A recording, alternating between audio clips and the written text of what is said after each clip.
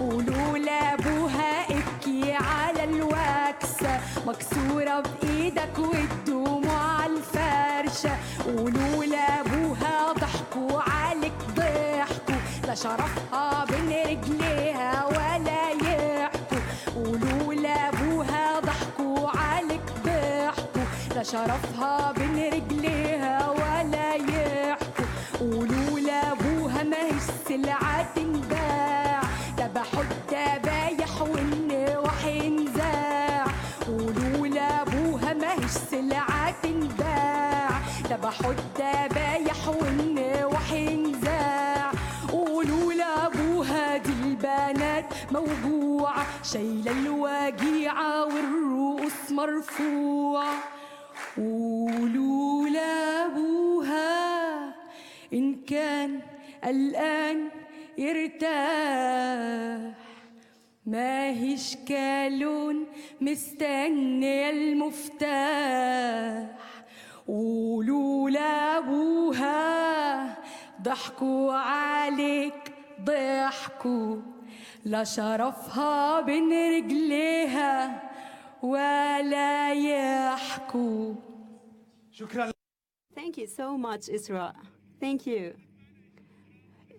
Isra is from the musical band Bint al-Masarwa, and welcome to Shabab Talk in Bonn. And as you can notice, we have many participants from the whole world.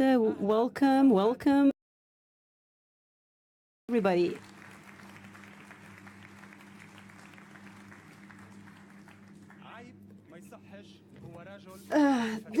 You should be ashamed of yourself. You have to put up with your husband. You will eventually marry anyway. Why worry about education? That's what the most girls hear in the Arab world. Yes, and some of the girls would say, yes, I heard this before. But there is also another opinion, which says that women and girls should also observe the customs, traditions, and religions. But now, we ask ourselves today, does the Arab world need a women's revolution? This is our question today. And let's now introduce our guests. We have an Egyptian feminist, and she's the founder of the musical band. And she thinks that we need a women's revolution to stop the oppression of women. Hello, Isra. Welcome. Isra Saleh. Please give her a clap. I think we need a revolution. I think everything what we dreamt of needs a revolution, not only for women. We need to realize everything that we dreamt of. I have another guest who opposes Isra and says, you are a Syrian architect and you think there is no need for a women's revolution. And these ideas of revolutions, they actually destroyed the family in the Arab world. Hello, Aisha Ashan. The next guest is a scholar in Islam, and he does not think that we need a revolution because sometimes it opposes the Islamic Sharia. So if it doesn't oppose the Islamic Sharia and teachings, so it should be okay. But if it opposes, so it's not welcome. Of course. Of course, if the rights are violated, sorry, we did not start yet with the dialogue. You will have the floor, and yes, I think, yes, it could be a revolution, could be accepted, but okay, we'll talk about this later on. But let me welcome you first, sir. My next guest is a journalist and a writer, and a Yemeni writer, and she sees that the woman is an autonomous personality, and there is a big or a huge responsibility on religion and society. And I would like also to welcome the audience, and we have today also from Dubai, and you are an Egyptian runner, and you are the face of the ad campaign for Nike, and you think that a woman can achieve everything if she sets up her mind. Hello, Manal Rusum. And on the other side, I have also a Saudi directress and a filmmaker, and she thinks that if there's a political will, the woman can achieve her rights. Hello, Safa Al-Ahmed. Be welcomed here. Welcome to all of you, and you will all be participating in this program. I'll start with Isra. First, let me speak with you about so what was the text? The text was that the father should be ashamed of this because the honor of the girl is not between her legs. That's what I said. Why did you write this text?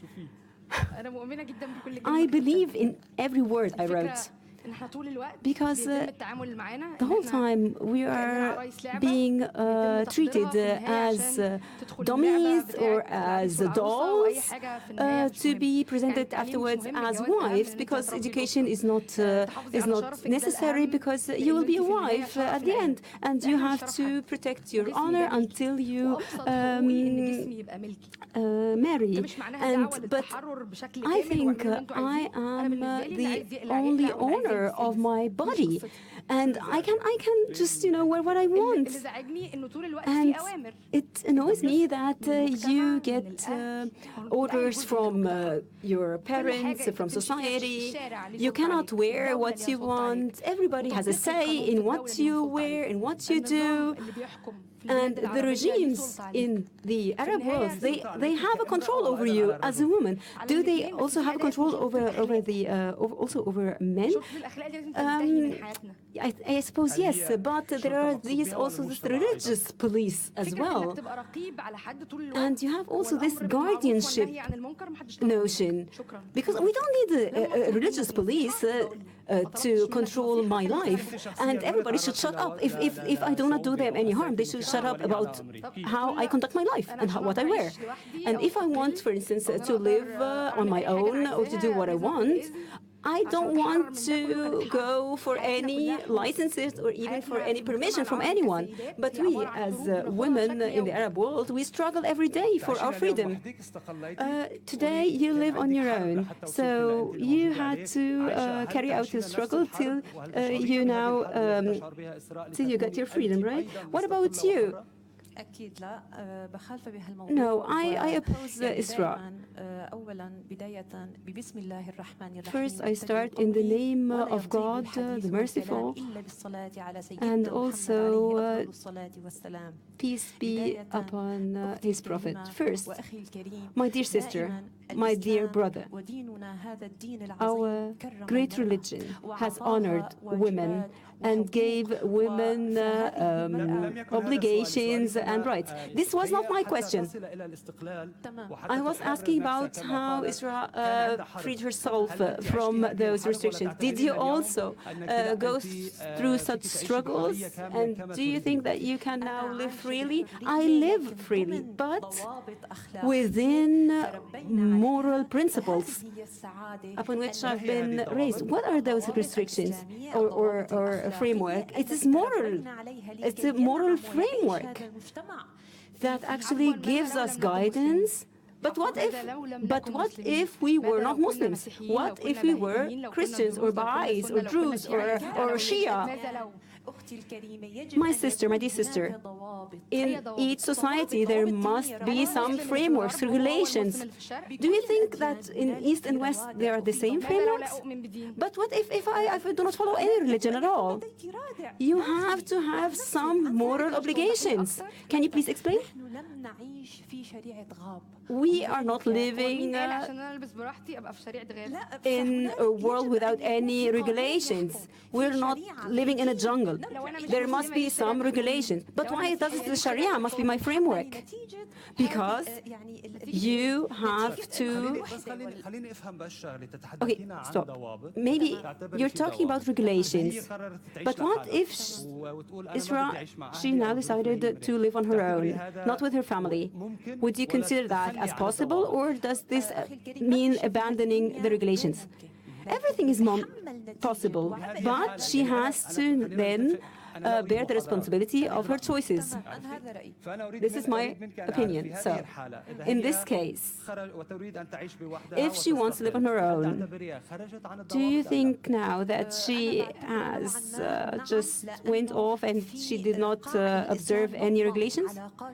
Well, there are regulations that have been set by Islam that is actually these actually regulate our life. But if, for instance, my son or sister or girl wants to live on her own, where does the family? How does the family exist afterwards? But today the families are different. It's not all the sons and girls now live in the same house as their parents. And do they really know what their children do, even if they live under the same house, in the same house? This doesn't mean that I hate my parents if I live on my own. Yes, I understand what you mean, but when you want the full freedom, I think this could be harmful. No, people see that you are not observing these principles. Can people notice that you are not obeying by those principles? No. There are people who do not share that opinion. Now, who decides on what the moral values are? These are opinion leaders. These are religious leaders. The hijab is not allowed. Some people say this. Some people say, my dear colleague, my dear friend, I want to say that the religion provides for those values. Before Islam, women was like a commodity. It was sold, it was bought. And okay, it is clear that there is a difference of opinion here. Okay, I got your idea. Okay, the revolution is now starting here in this instance. I have an idea. Let me suggest, take a break. Take a break for a while, and then we shall resume this debate. Sheikh Philippine, I would like to know, what is your opinion on this dialogue? What's your point of view? Okay, I understand that we have this lady rebelling against traditions. So this is difficult to, this is of course an opportunity to talk about these issues. So we're talking about identity. Each person has an identity. Each country has an identity. What is her identity? Well, I'm not addressing this. Okay, let's repeat the question. What is her identity? Okay, she is a liberal. No, you made me say what I did not say, actually. In the Arab world, we have freedom of education, freedom of expression. What kind of freedom are you talking about? Okay, let us understand it. So you say that there is freedom and women are going to school, are getting education. So today we're talking about the equality, gender equality. So let's look at the screen, look at the map of the Arab world and look at the status of women in the Arab world in terms of gender equalities. So Arab countries are actually last on the list of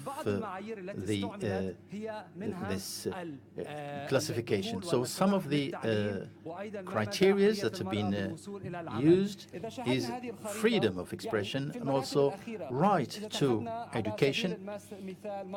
If we take Egypt, for example, this is just an example. 132 out of 144. So where is freedom that you're talking about, if you say that you have freedom?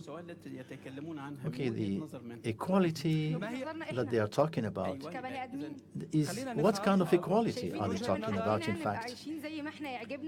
So, we are actually talking about freedom of choice. Choice of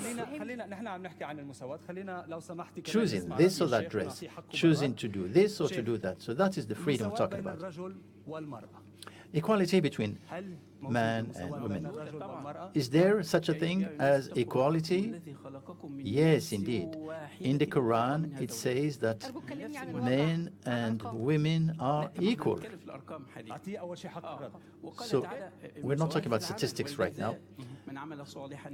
It is also stated bluntly that he who is doing something good is...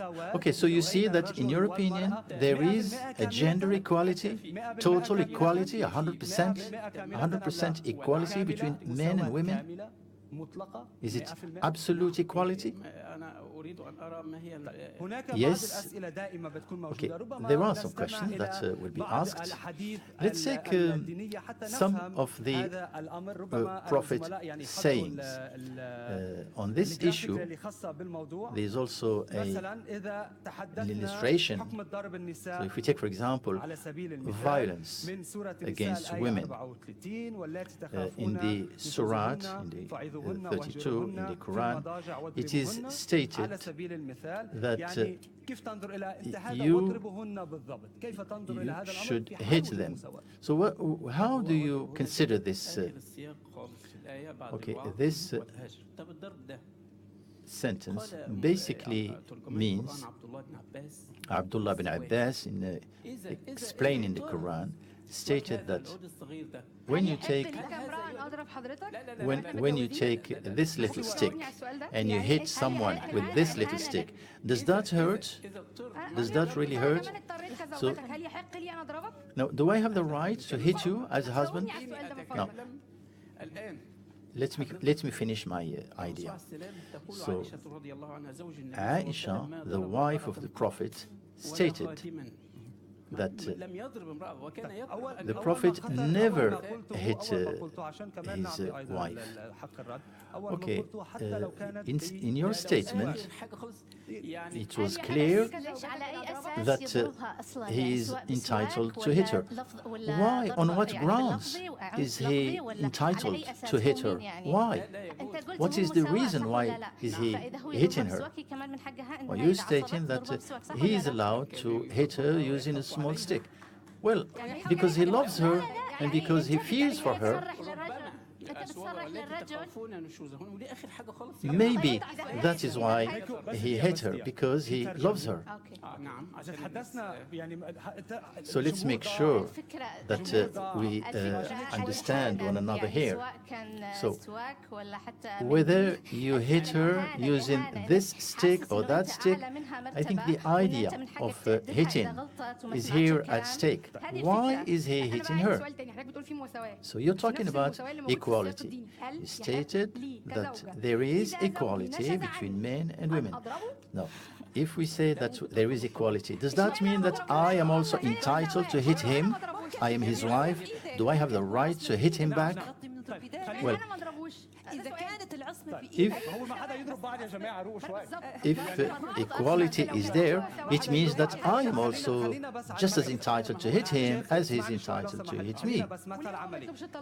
So let's be practical.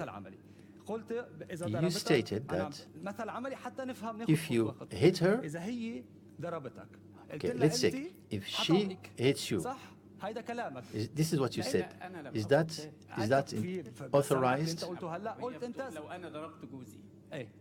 Okay, she's asking, what if I hit my wife? And I said that she's entitled then to ask for divorce. So if she hits you, you would divorce her. Is this what you said? No, that's not what I said. So speaking about divorce, let's take an example. In Egypt, if you decide to divorce her, she becomes a divorcee. No, she cannot get the divorce herself. So she cannot get divorce. So, of course, she is not entitled to get divorced. Say that you simply say that you are divorced and then she gets divorced. Let me clarify this.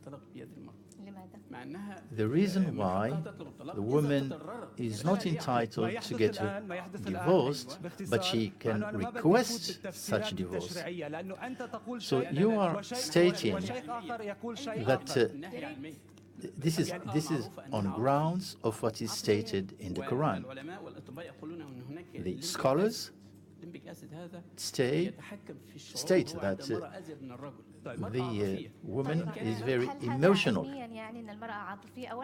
Is this scientific basis that you are referring to? There are women who are not emotional. There are men who are not emotional. So it's because of her body. The woman is very emotional. So it is clear that there are women nowadays who are presidents, that there are also women who are judges and so on. So right now we see that women are in different positions. So what I would like to say is that let's not make a confusion there.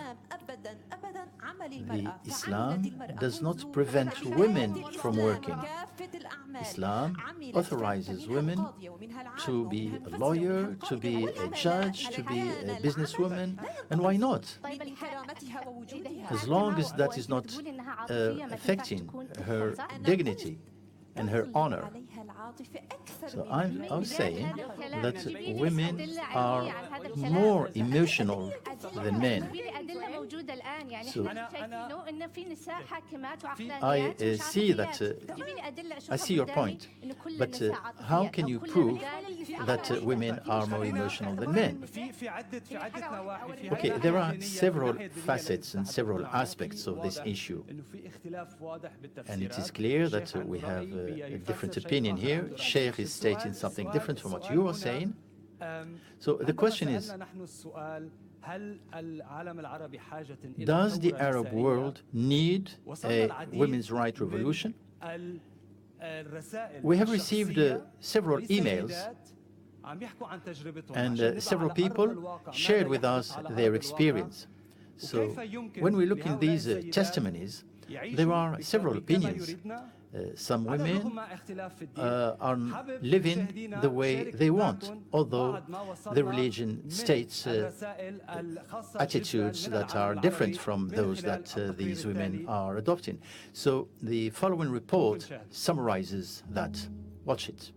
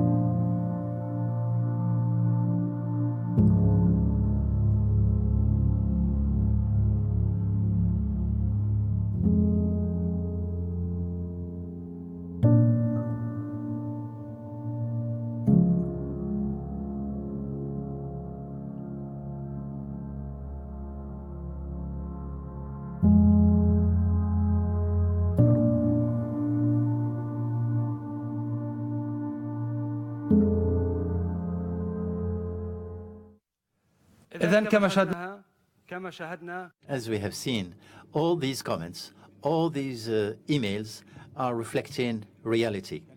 We have checked, we have verified, and there were some really blunt statements there. So that is reality. The question is, who is responsible for this situation? Okay, let me say that these people are simply a reflection of the discourse that we are now having, the type of statements that we are making. So, no, he is not entitled to hit her. So, battery is not allowed.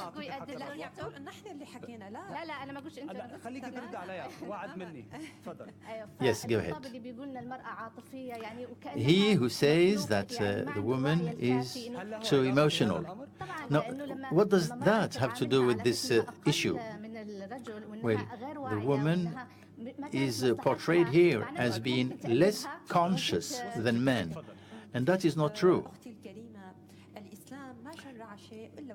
Islam, in whatever statement, there's always a reason behind that. So the underlying fact is that the equality is there, and when we're talking here about hitting, that's not to be taken literally. So in the Sharia, these explanations are quite clear. So there is a difference of opinion here. So the Islamic Sharia is clearly distinct from what we are saying here. So in this research, we see that the men feel that women should accept violence in order to safeguard the household. 62% in Morocco, in Lebanon 27%. So what do you think of these figures? Well, we do not accept violence. No, we can. I'm not saying that every form of violence is to be rejected. I'm just saying that we have to treat women as appropriate. In other words, a woman needs to be dealt with in a proper way. Why is women more emotional than men? It is indeed more than the case of man. Does the men have also the same status? Well, men are also emotional, but are not as emotional as women. In other words, when you're talking about women, is she a European or Arab woman or Asian woman? So all these women, we want to understand why is it that you want to have that statement. So we want to reply to this question, as I said. Do we need a revolution in order to achieve women's rights? You say that the Islamic religion gives women all the rights. And you say here that we need to have rights, we need to have laws that guarantee gender equality. In the Syrian law, Article 47 provides clearly for this inequality between men and women. So the share of women is higher than the share of the man. So let's take a very practical example. And then I would like from you, what is your opinion on this example? The example is the following. This is a father, he passed away, he left a baby, a male baby, and a child, a girl. Now, the male gets twice the share of the girl. Is that fair? Okay, the answer is the following. this person who did not accept to get married. So my question to you is, if she got married and if she gets divorced or if her husband passes away, what happens to her? Then she would go back to either her father's home or her brother's home. No, that's unfair. I have another opinion. We lost our parents when we were children. And when my mother was no longer able to work, I was actually working. And I was working in order to be able to have the possibility to care for the family. So I worked, and I was actually participating in the budget of the household. So does that make me entitled to get twice my share of inheritance? So that is the question I'm asking you. No, you stated yourself that you would go to your relative. If your parents pass away, you would go to your uncle, for example. Okay. Let me insist on this. In this case also, let's look at this difference. Now, is this law an exceptional law? Is this an emergency law? Or are there any other laws? Or maybe there is a clear discrimination against women. Let's look at this report.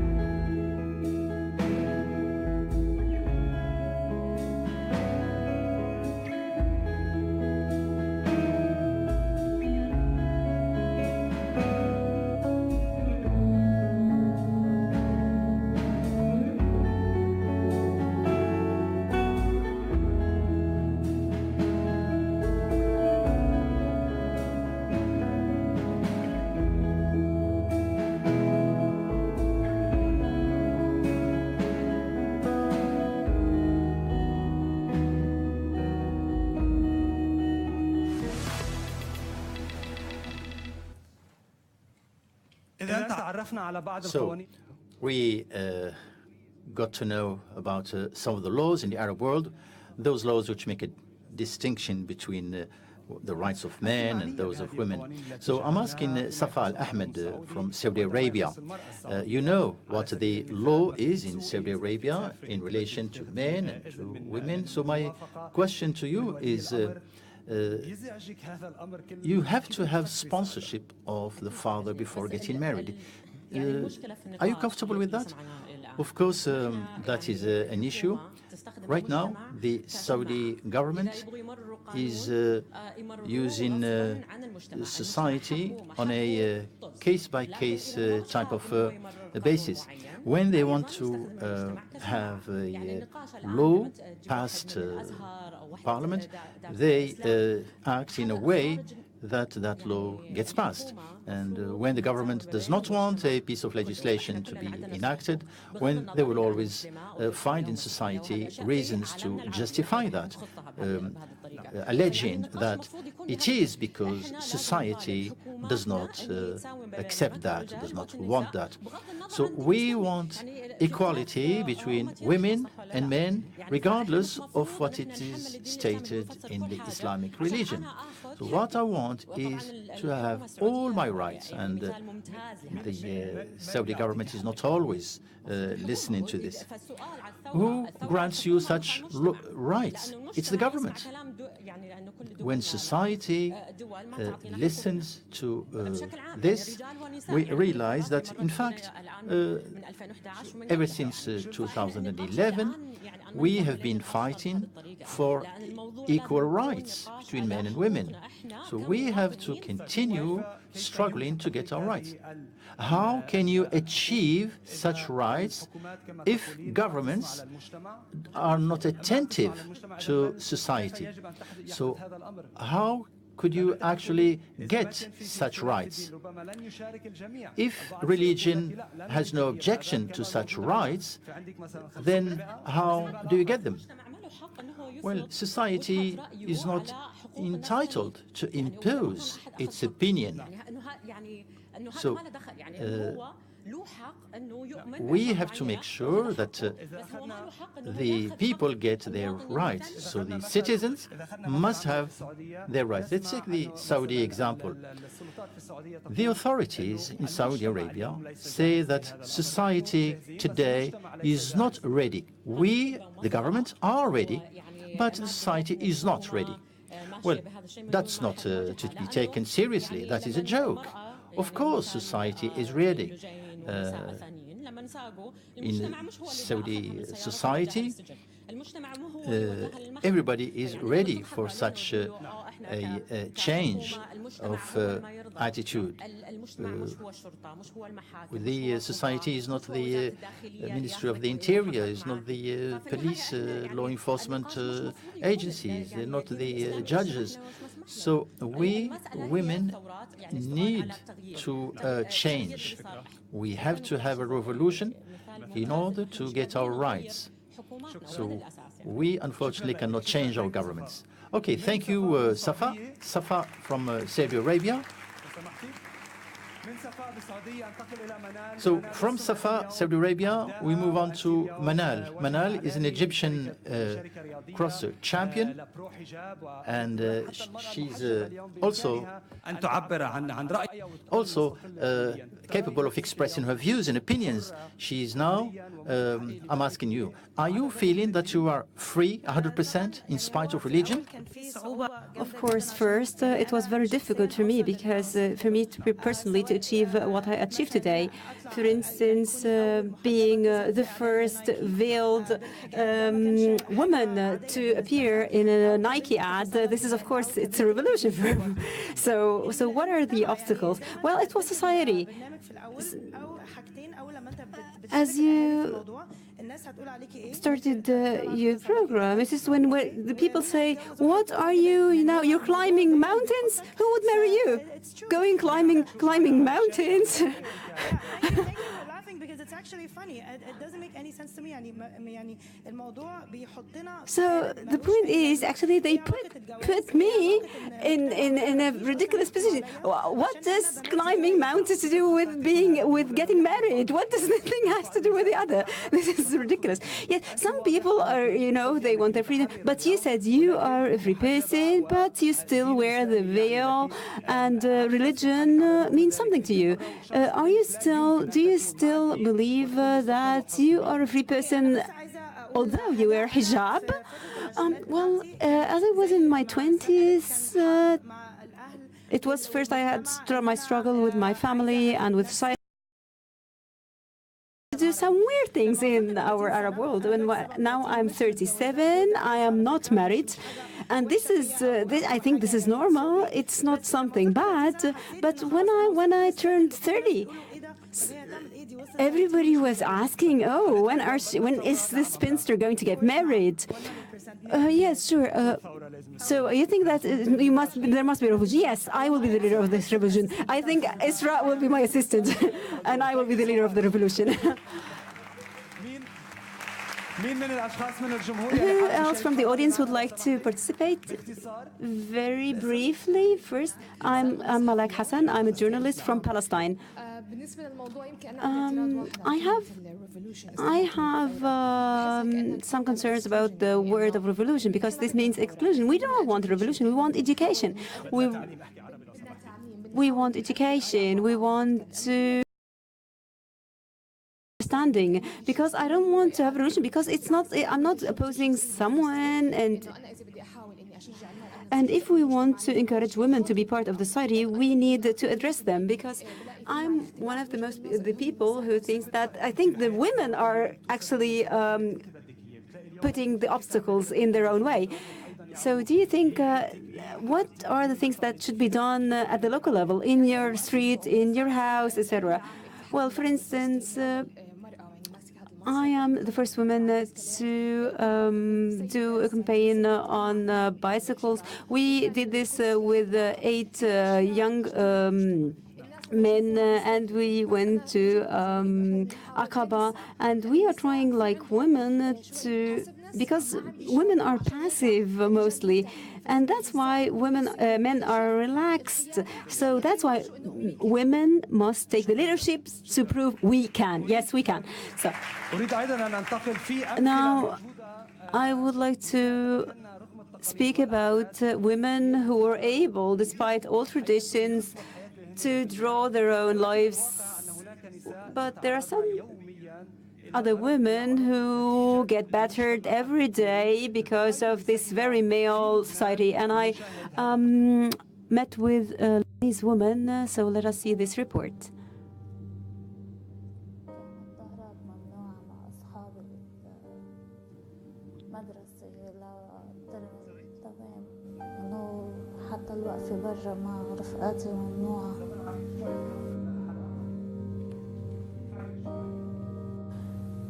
حتى قدمت على شهادة البروفيل ما خلاني أروح امتحان الدولي. ما خلاكي؟ لا. وبيك شو كان يقول؟ بيي ما رخصة وبيتدخل بكل شيء. أعطي السلطة لأخيي.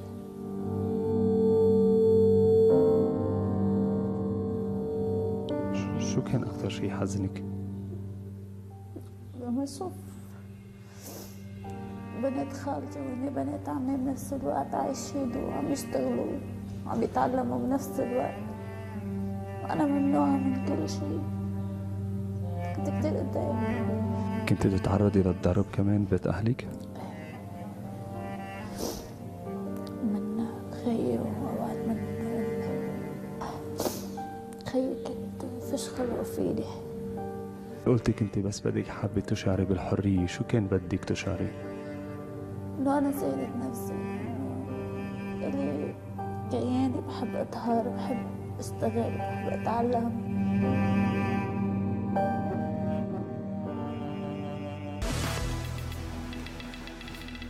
شيخ تجربة واقعية. This is a very real experience. I met with this woman who was battered by her brother.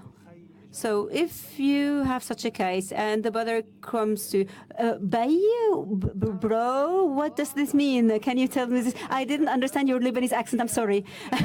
Okay, this is a girl that was subject to violence, and she has been battered by her brother. And when she tried, Bay is father. Oh, so it's the father, not the brother. So, and when she actually told her father had punished her as well. So what would you tell the brother or the father if they come to you and tell you this? Well, this is a big mistake. Of course, you cannot violate the rules like this. Of course, as the saying of the Prophet, a woman or a servant should never be beaten or battered.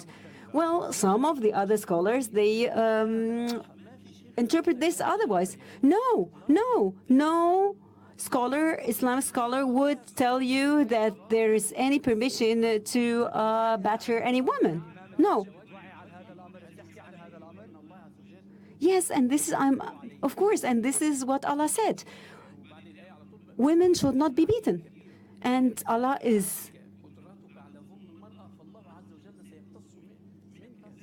will actually punish you if you do harm to women. So do we now actually face a crisis of laws? In Egypt, for instance, until now, there is marital rape. Till now, is not criminalized, and it's not being classified as rape.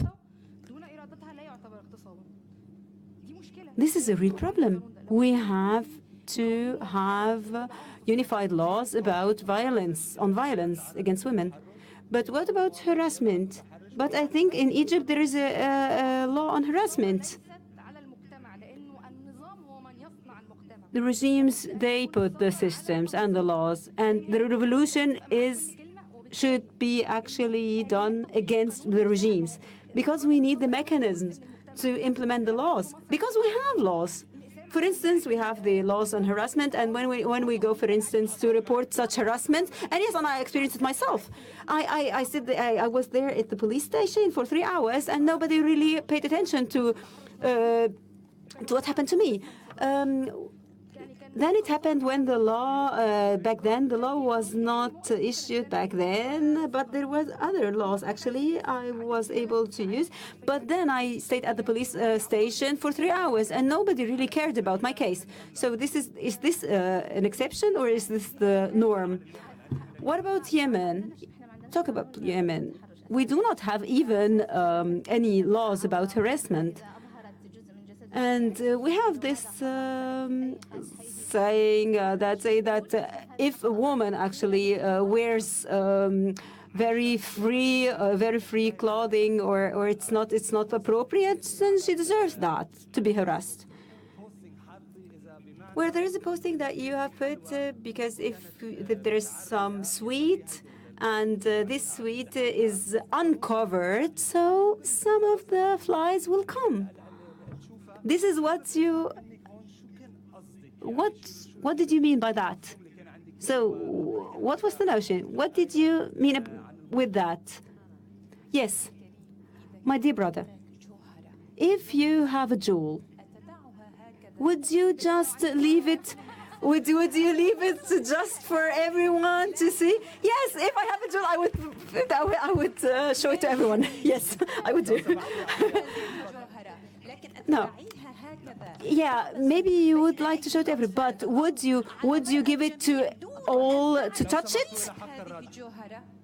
Or would you protect this jewel? Yes, a jewel is something very precious. It should be protected. So let's say we're talking about candies.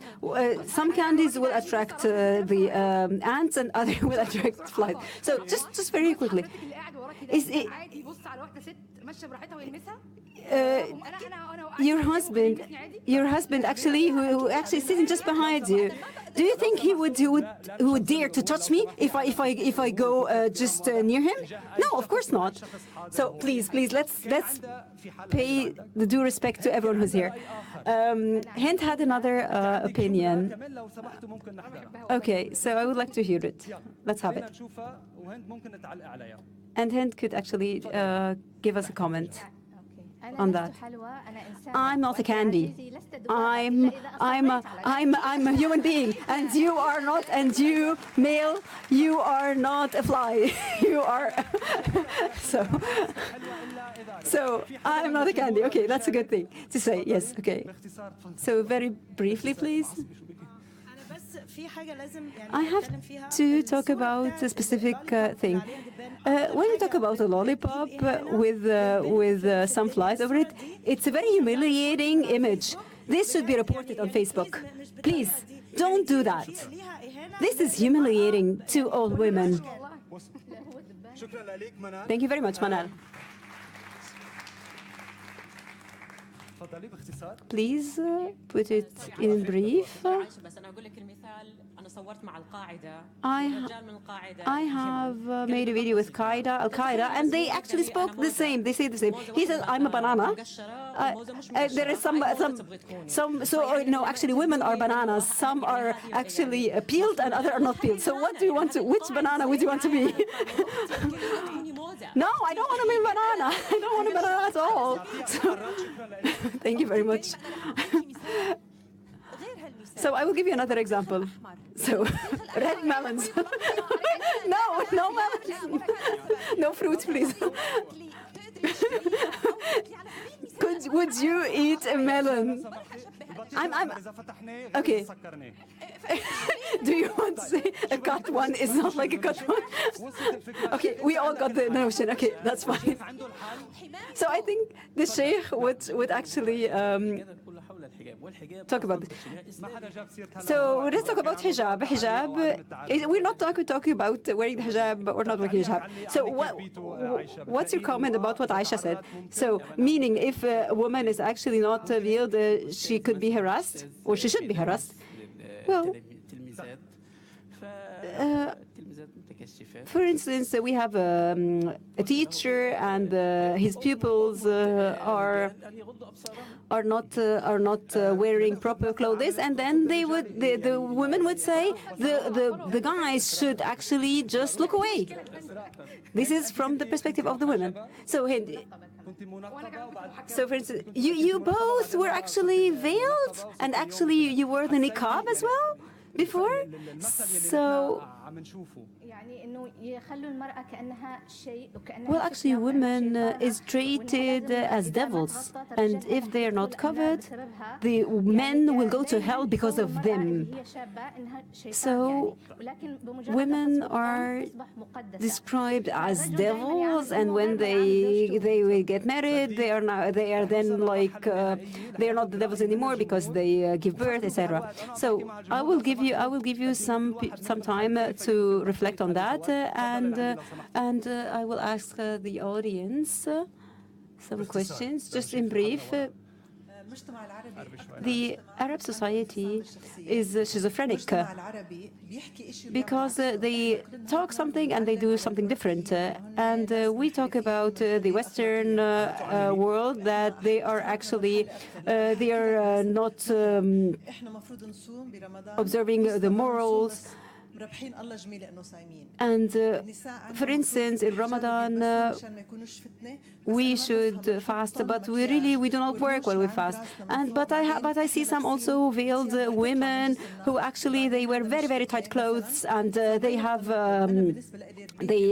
also these artificial lashes, etc. So what is this schizophrenic attitude?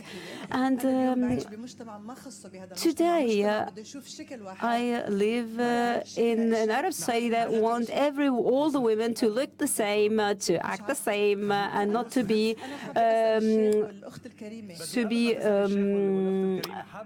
have this variety as before. So there are some opinions that actually oppose your own opinion, because some people say we do not need a revolution today. We should actually have a look on these opinions to see the opposing opinions, because we asked this question: do we need a revolution? And these are the answers that we received. Some people oppose what you said and what Isra said. You should be ashamed of yourself. You have to be very polite all the time. These are sayings because a lot of women, they really do not really benefit a lot from the revolution. They should actually pay more attention to their homes and their children. And there are other opinions that say that staying home is much better for women.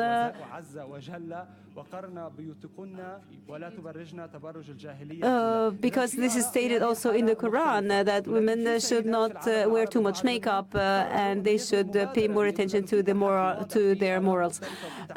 So there are many opinions and there are some personal initiatives that have been made for women to change the current laws and the status of the women. So let's see some of those initiatives.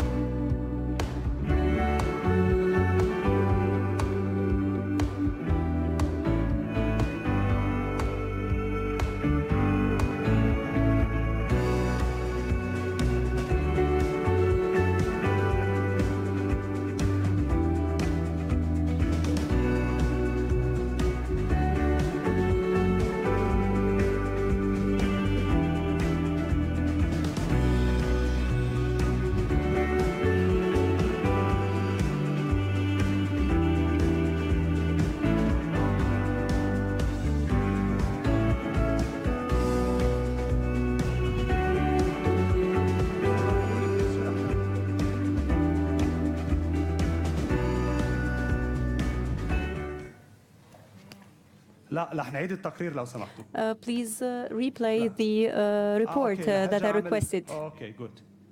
اوكي لكن نرجعوا فوتوا بالبوزيشن الاولى بعد ما انا بقرا الفيسبوك. يلا اذا لاعملها باختصار جدا عشان نستفيد من الوقت. Okay, I'll make it brief.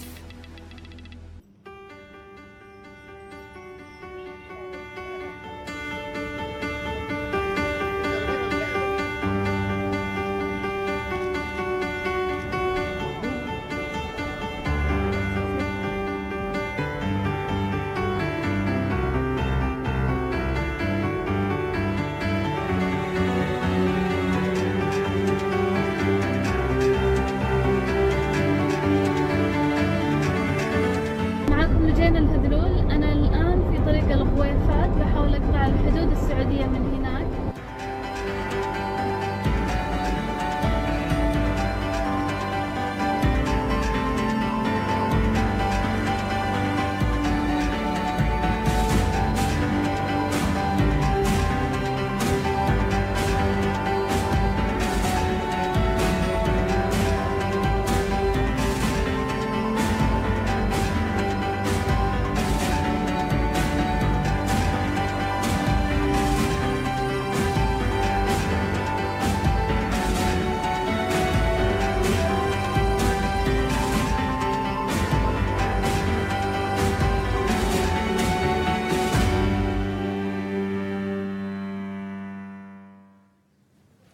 إذا شاهدنا هل في مبادرات مختلفة هل الشارع هو الحل؟ ينزل النساء على الشارع.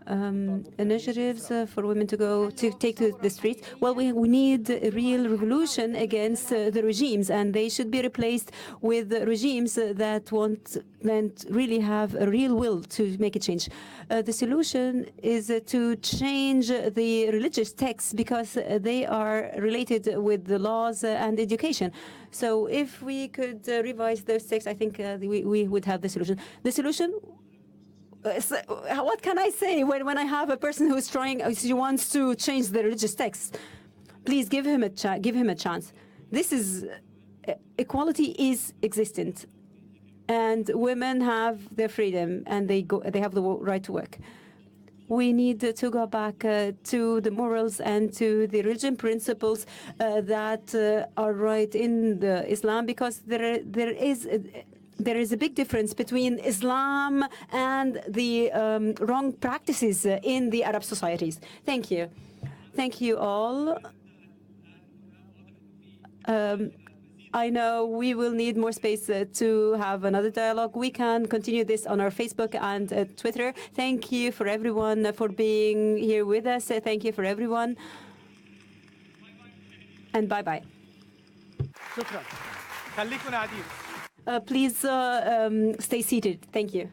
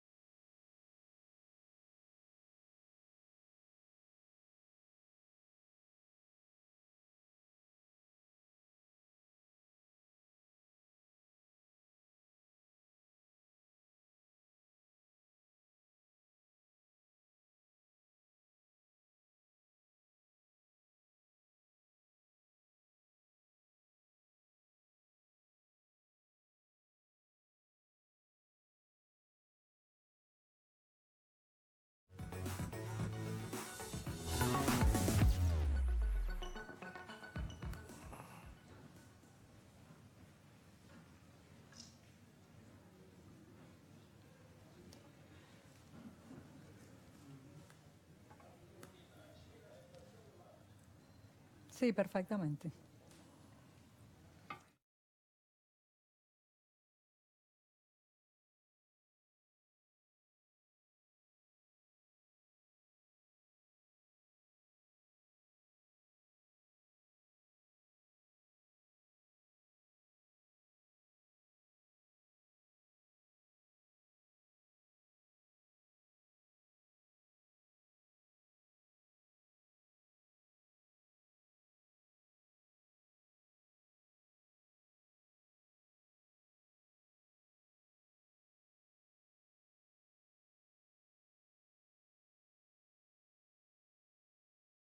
A finales del año 2016, la Fundación del Español Urgente. So it's the foundation of the Urgent Spanish. It's the year 2016, and we have used all these words in the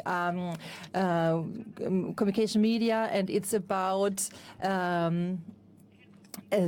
democracy and populism, and it's and how can we protect from populism. And today we will now focus in answering these questions in this special edition, which we are now making here from Bonn in the middle of the Global Media Forum, and also with public in the hall. And therefore we will talk about the topic of populism, the illness of democracy. And I have here 3 invited persons here which are present with me. Terminado. Todo está ensayado. Creía que ibas a hacer el programa entero. Hasta luego. Digo, hacer el programa.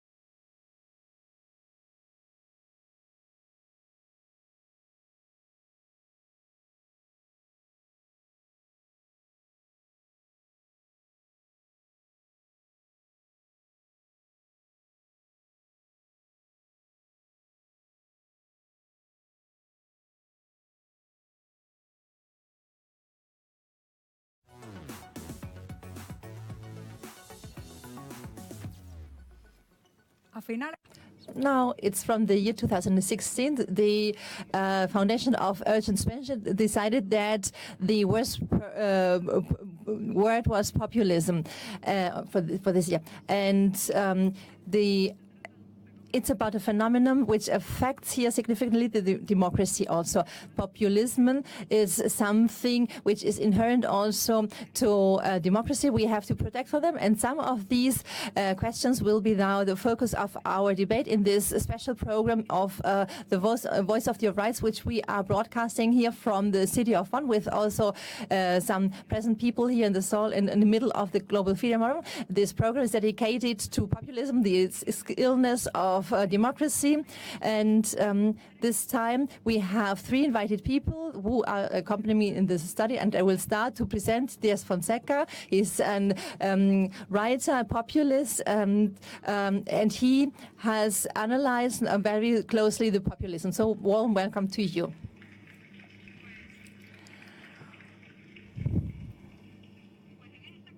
So in this discussion, we have also another Argentinian person. It's Yoani Sanchez, and she's an academic co-director of the Center of the People of Latin America in the University of Zurich. So warm welcome to you as well, Janina.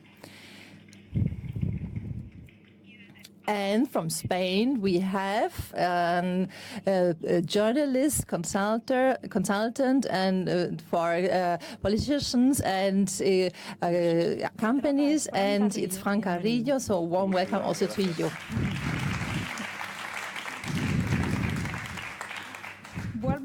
So I'd like to come back to you, Diego. So if you hear about populism, it was then also the year of the word of the year 2016, and it seems that it is a very flexible term. It can be used, for example, for the right-wing, left-wing people, and it serves to describe, for example, an authoritarian democracy or a very flexible democracy. Could you just say us what populism is? Well, of course, the first point is that populism tries to also construct a closed discourse, and the discourse is not dominated by, for example, reason, but more by credences, and populism is sometimes considered as it can only interpret the masses, the conviction of the masses, and they say we versus them, and so they are opposing to the others, and it's a political practice by the right and left wing, and we have different processes also, for example, and it seems, for example, that it reflects also a profound tiredness of the people referring to democracy. So this, of course, this can lead also to very dangerous horizons. So, Janina, everything is happening in internet and social media. So how did these populistic movements, for example, use this new technology to expand their discourses? How is it considered in the social media? So the social networks do not only support, for example, the populistic discourses, but it's a possibility to have access to a place, a space which was limited in the past. And in the past we had then limited access, but now in the digital media you have easy access, you can have easily also followers. And the circuits are then very considerable here, circuits of information are very considerable, and then it supports not only populists but also others. So Janina says that these spaces are used, and I hope that I did not lift my eyebrow when I thought that you were also the director of the Fabric of Discourses, and I'd like to know here then also from the social network and would like to know what is the significance of the leaders, of the charisma of those people who present themselves in this formation of populism. So all the movements, all political movements, and all political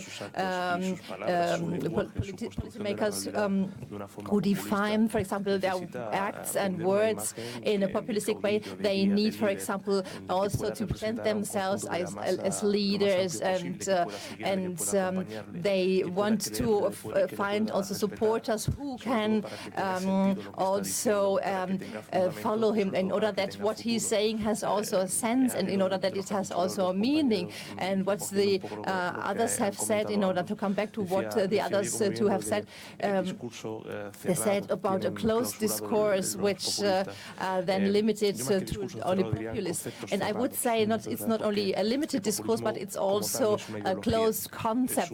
Populism is not an ideology, but it's a movement which catapult certain leaderships here through a closed discourse, but it's not defined, for example, by a closed discourse, but it's a transversal discourse, and they want to also then use also different aspects. Sometimes we have to discuss whether it's hegemonial discourses or more open hegemonial discourses.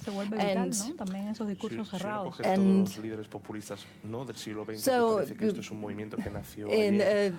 so this is a movement which populism was not born only yesterday, but it was also born in the 20th century. And behind them we have, for example, leaders, and they present themselves as the person who would like to, for example, free the people here. And we have, for example, we saw this also in Karl Marx and other leaders. And we see also this phenomenon now in very consolidated democracies. So it's from the past now something which persists also in the future or in the present. So I would like to cause some problems with a question. Do you think that populism, well, populism is very rooted in Latin America, but which country is especially suffering from populism? So the South Americans are they have a very different interpretation of populism here, and they have sometimes classical interpretation like in Venezuela, Colombia, Argentina, Chile, and Cuba, and so on and so on. But what I think here that we have here, for example, a discourse about populism now. So we had the realism, and then the populists emerged in this region, and now we have a discourse, for example, how to implement new processes here. And we have, for example, also populists who are in the opposition also in Argentina, and there's a succession also in the moment in Ecuador, and which have changed, for example, political logic here. Venezuela, we have, for example, continuous process of degradation, but I think we have different populisms and different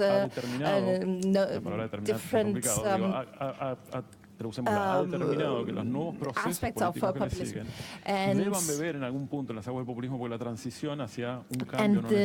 the new movements of populism have now to produce changes here, and they have to define, for example, also the populists have to define the world of before and now, and they have to change. And almost these phenomena of Latin America have this process, undergoing this process. And they are redefining everything, but referring always to the past. So they are always repeating something from the past and referring to that and recycling something. So they are defining the future by also viewing back to. So also the citizen plays an important role here, and do you think that the higher participation of the citizens could also mitigate populism? It is a very difficult question to answer this, and I would like to come back also to the question which you made to Diego. I would like to say that populism is also a discursive strategy, and they say, for example, the people, they are truth, and then the enemies of the people, these are the corrupt people. And I think that they are strong leaderships also in Central America, which are not necessarily populists. And then we have here the relation, for example, with the institutional construction and so on. And populism, as you said before, it's in the tradition. It has also progressive aspects, and it had an aspect of amplification of processes, for example, during the Peronist times, and they had verticality and so on and so on. And I think that there is an ample diversity of populism, and I think it's a problem to use this populism in a very lax way. And for example, demagogy should not consider it populism. Sometimes it can be populism, but not necessarily. And the citizen or social participation can be one thing or the other. It can, for example, something negative and talking in order to talk about these regimes, and in order that there's variation for the leaders, and so social participation can sometimes validate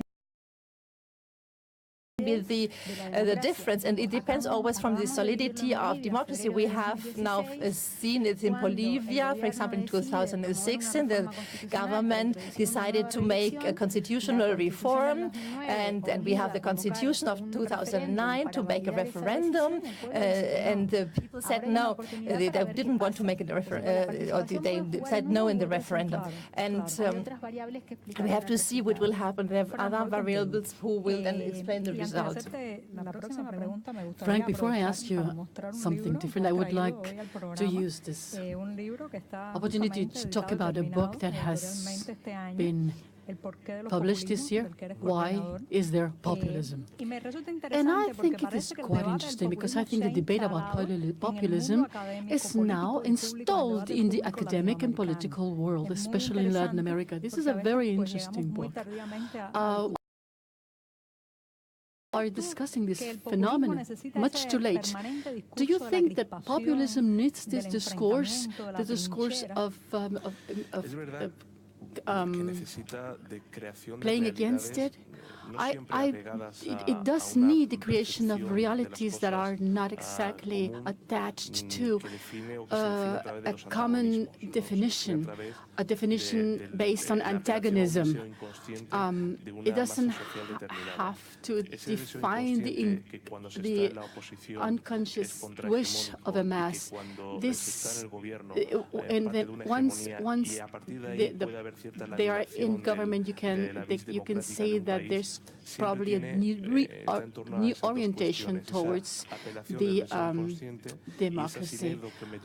This is a very, very complicated thing, because whatever concept that I expose will be a reflection that is not being done by a person or a party or a political party, but by a majority. What I say and what I think is what the majority of the people think, and this is actually this is appealing to the subconscious. What is happening now? What's happening now with populism? Why are we talking about it? Because we see it. We see it through all the media, through it, and everybody understands it somehow. And of course, not everything is populism. There's a lot of populistic demagogy, for instance. There's a lot of cynical populisms or not. There's also populists that are liars, and we even differentiate between good and bad populism in the book. Populism is not bad. The bad thing are the populists, because they distort reality, and they work with things. Taking advantage of the subconscious wishes of the masses, and they offer these people that are very unhappy a new reality. And it doesn't really have to be with going towards the future. They base their things on the past, and it's not populism, but it's bad. It's the populists. I wonder, is populism a sickness, a disease that takes advantage of new democracies or democracies that are deteriorating, or can it be rooted in very old democracies, like for instance in Europe? Are they also susceptible to populism? No, you can find populism where you don't have the so-called historical institutions. But what has happened in the last years is with the professionalized political world, we have another homeostatic system. Politicians that are always, you always have the same politicians trying to be elected. This is what's happening in the States. What's happened? In the last 20 years, the politicians were playing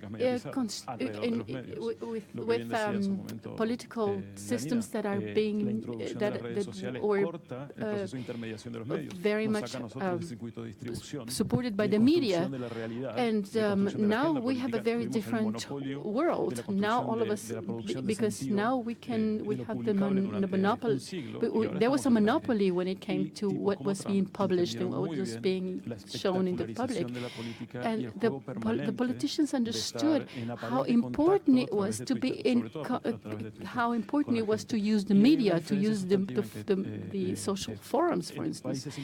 And in countries like, and you can see it with all this tweeting left and right, and you can see it especially in countries like the United States, where all of a sudden the classic media are being threatened by the things that are happening, and all of a sudden they are not being really part of the political process. You can see what is actually happening with Trump. He's not using the usual institutional paths or the usual institutional rules. He is actually forcing us to reflect upon this, upon the means that we have. Do we have the right media? Yeah, because all of a sudden at night, we go to bed at night wondering what is Trump going to tweet in the morning. Janina, we have the feeling that there is some sort of a marriage between populism and another horrible thing, which is clientelism. And it's like you use a certain individual, a party or a group, to buy or to get their political support. Why is this happening? What is this marriage all about? I'm not really that sure. Yes, there is a correlation between these two things, but in Latin America we have this clientele way of thinking, which is actually sometimes contrary to populism.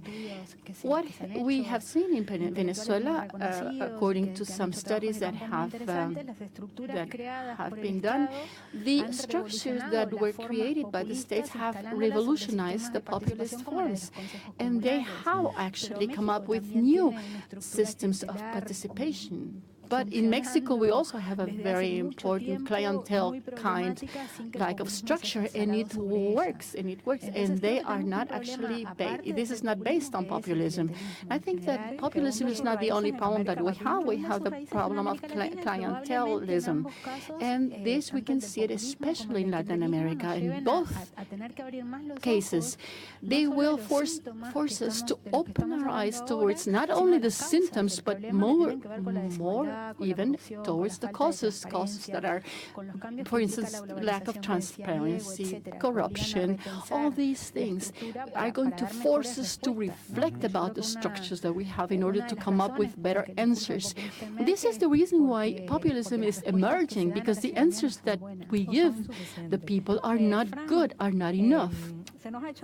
Frank, the media is being blamed. The journalists are being blamed for having supported even populists.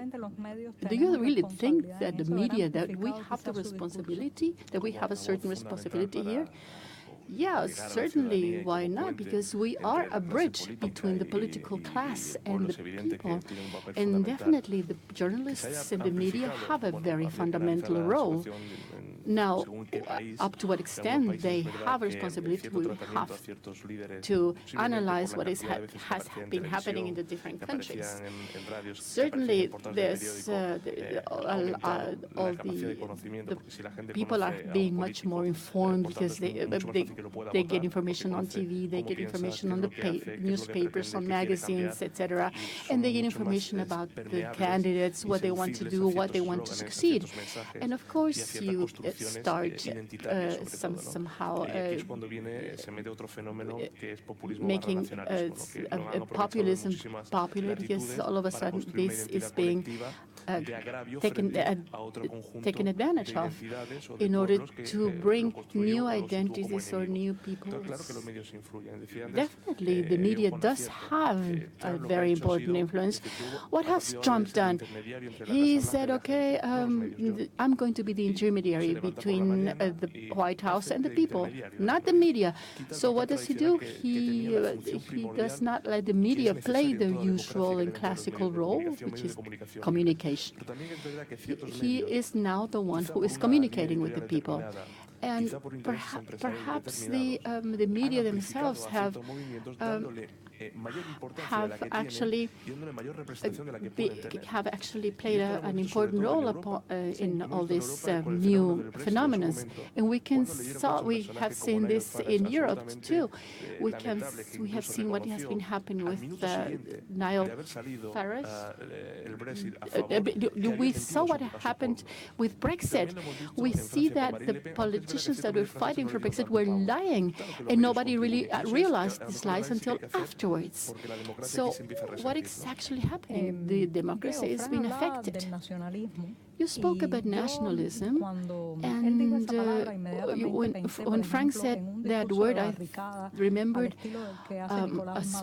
the speeches, like, for instance, the speeches of Nicolás Maduro. He's always blaming the outer world. He's always blaming everybody else for the problems of Venezuela. And that is actually what happened also in Cuba. Castro was always blaming everybody else, and this was also the reason why our country was not developing. The others were the enemies, and we have this. It is important to have an enemy. Oh, definitely, it's important to have an enemy, and to have an adversary. And this is especially important in populism. In any kind of political system, as soon as you have an enemy, you all of a sudden have a more homogeneous process.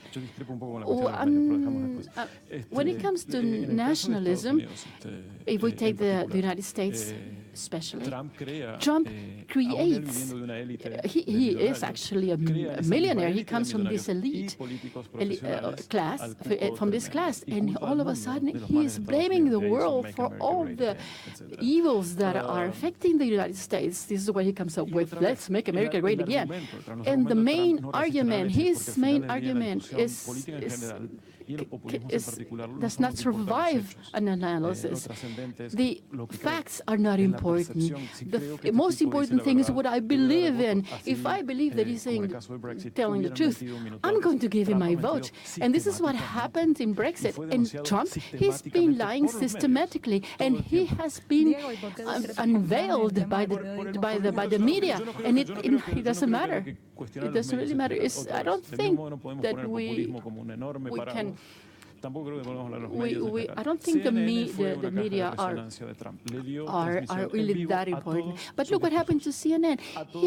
They were broadcasting left and right, non-stop, about all the things he was doing, about how he was doing, whatever he was saying. The Washington Post, all of a sudden realized that it was too much, and they were not going to take him seriously. They were going to be making fun of him, actually. And that was quite a discrepancy vis-a-vis CNN.